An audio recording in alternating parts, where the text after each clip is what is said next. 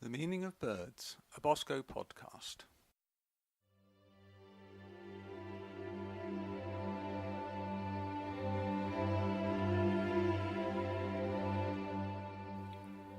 Birds are the wild creatures we see every day in gardens, fields and cities.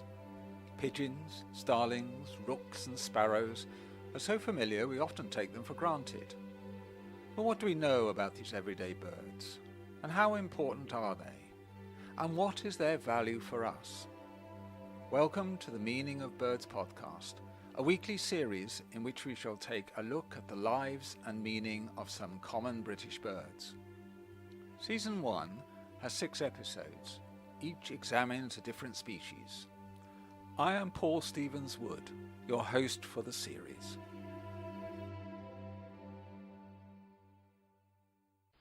Episode 5. The Jay.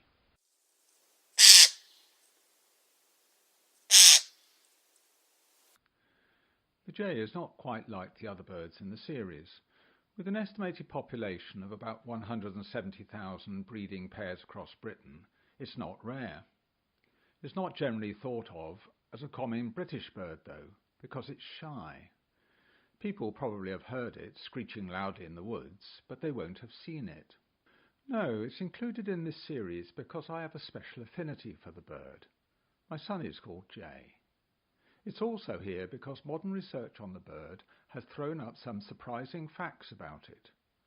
Not only have scientists helped us re-evaluate its importance for our environment, but research has also challenged our perceptions of what makes us distinctly human. But more of this later. Firstly, let's look at what kind of bird the jay is. The British jay, often called the Eurasian jay, is a member of the corvid family of birds.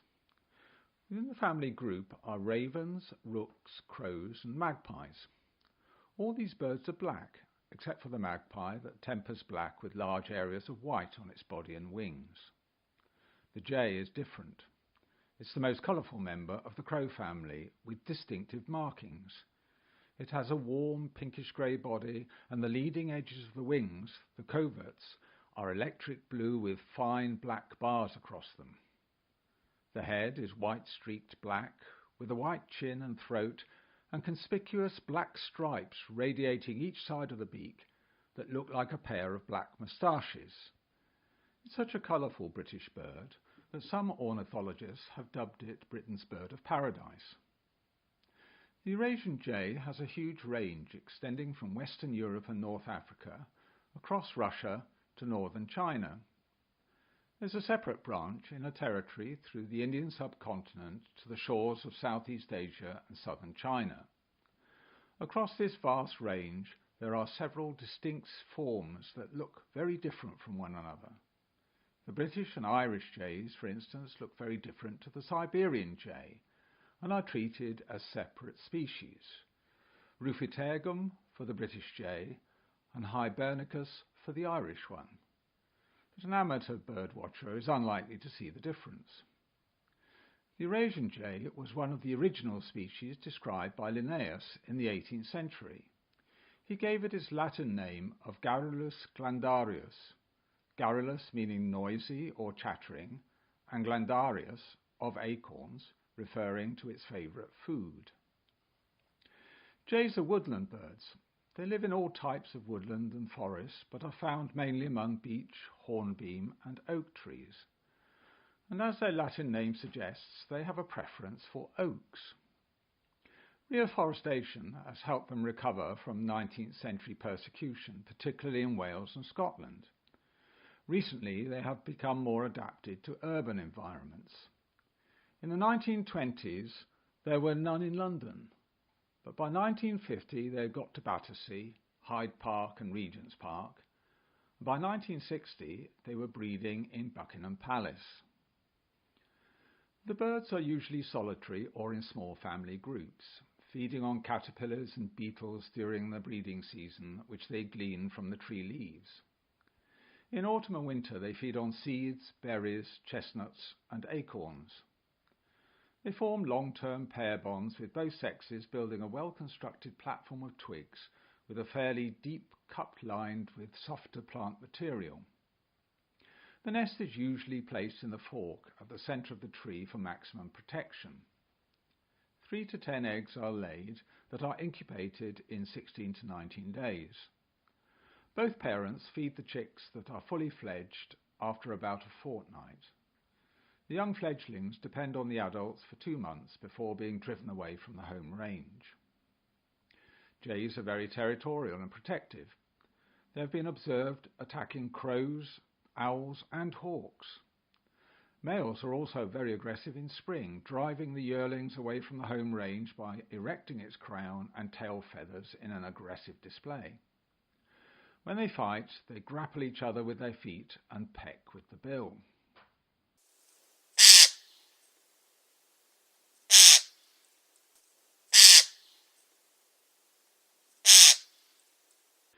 Jays are more often heard than seen with their harsh and grating screech. The Welsh name for the bird means shrieker in the woods. They are disliked by both birdwatchers and huntsmen because their screeches alert other birds and animals, but this is their defence mechanism.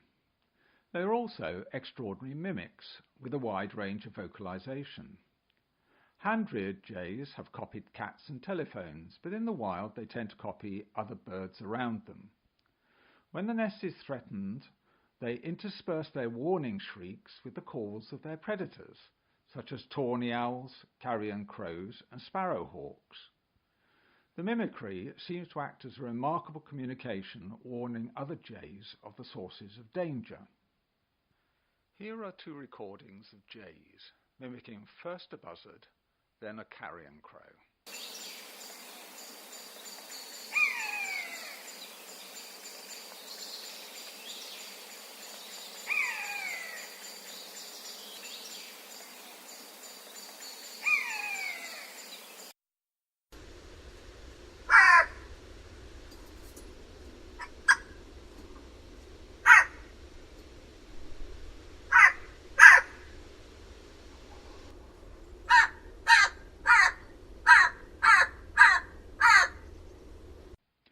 Quite another unusual behaviour is anting.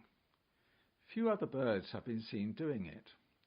Jays will deliberately seek out an ant's nest and disturb it. It will then stand in the middle of the angry ants and allow them to swarm over it. They seem to enjoy the experience, afterwards washing in a puddle. Presumably they are ridding themselves of ticks and fleas. Another unusual behaviour is food dunking. Jays have been seen dunking food in water, either to wash off an unpalatable coating or to soften it. Dunking is rarely seen in other animals.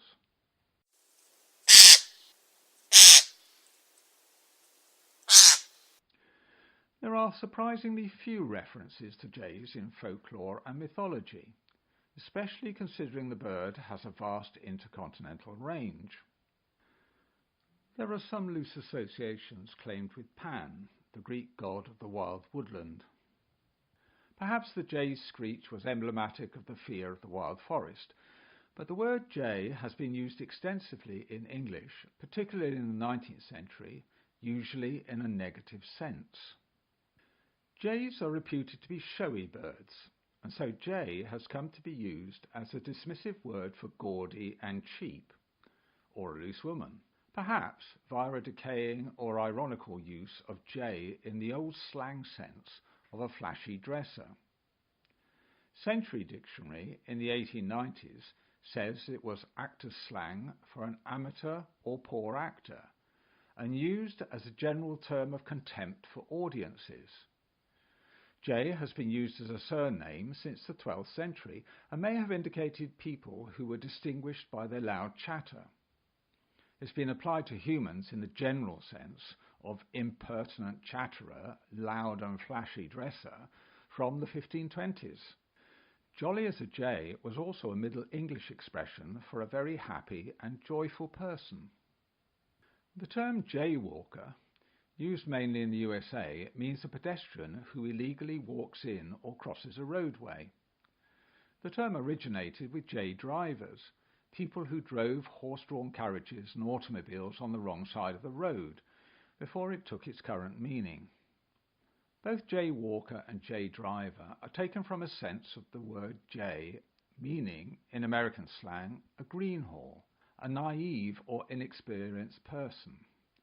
It's thought that these disparaging uses of the word came from hunters who disliked jays because their warning screeches disturbed their prey.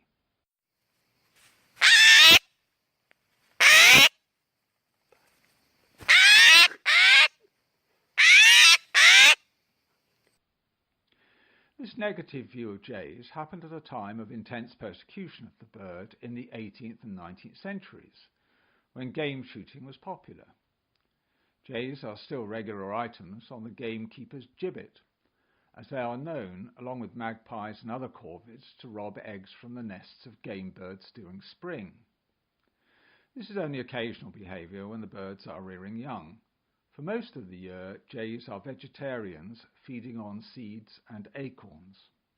Their extraordinary electric blue covert feathers have also been much prized. MacGillivray, the artist, painted 2 jays between 1831 and 1841 and described them as a more showy bird than other members of the family. Its skin prepared by the bird stuffer is much in request as a domestic ornament. In 1880, the Duchess of Edinburgh made quite a stir when she toured Cannes with a muff formed entirely of jay feathers. But even then it caused some censure. They are still used by anglers today who use the feathers in salmon, trout and sea bass flies. In recent years, jays have come to be seen more positively. It has long been recognised that jays' favourite food is acorns. Now the precise relationship between jays and acorns has been researched and their contribution to woodland ecology appreciated. If naturally seeded, oak trees do not regenerate well in woodland. While acorns do germinate, they are not shade tolerant and will often be outcompeted by hornbeam and beech. Where they fare better is in open, thorny scrubland on the edges of woods where they have light. But how do the saplings get there, particularly if there are no mature oaks nearby? Although squirrels cache acorns, jays are much more significant for oak regeneration. From September to November, jays will collect acorns, generally the healthy, ripe, good-sized ones, and bury them. The cache sites may be just a few metres from the tree or a few miles. A jay can carry 5 or 6 acorns in its gullet, throat and beak, and will then bury them closely to one another, usually about 1/2 to 2 metres apart. A single jay may bury a relatively small number of acorns. When a group of 65 jays does it, research has shown that over the course of 4 weeks, up to 500,000 acorns have been dispersed. Jays prefer to bury their acorns in open areas with loose soil. Usually this will be open areas outside of the forest, but within grasslands and amongst thorny scrub. Once the acorns have been buried, the jay will cover the site with soil and leaves to hide it.